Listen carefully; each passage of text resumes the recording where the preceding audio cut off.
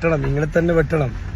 9 മാസം നിന്നെ വയറ്റിൽ ചുമന്ന് 2 വർഷക്കാലം നിനക്ക് മുലപ്പാല് തന്ന് നീ വലുതാകും വരെ നിനക്ക് ഭക്ഷണവും വെള്ളവും ഊർജവും നൽകിയ അമ്മയെ തന്നെ നീ 20 പ്രാവശ്യം വെട്ടിക്കൊലപ്പെടുത്തണോടാ കള്ള ഡാഷ് മോനെ. നിന്നെയൊന്നും പഞ്ഞിക്കിടാനാളില്ലാത്തത് കൊണ്ടാണ് പോലീസുകാരെ പിടിച്ചുകൊണ്ടുപോകുമ്പോ ഇവന് ഉമ്മ നൽകുകയാണ്, എല്ലാവർക്കും ഉമ്മ കൊടുക്കാണ്. അപ്പം തന്നെ ചെവി കുറ്റിക്ക് നോക്കിയിട്ട് പടക്കണായിരുന്നു ഇവന്റെ കള്ള ഡാഷ് മോൻ.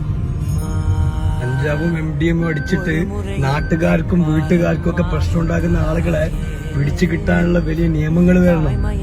അല്ലെങ്കിൽ ഇവർ ജയിലായെങ്കിൽ 40, 10, 15 ദിവസം കൊണ്ട് ഇറങ്ങുന്ന നിയമമാണെങ്കിൽ ഇവർ ഇത്തരം തെറ്റുകൾ ആവർത്തിക്കും.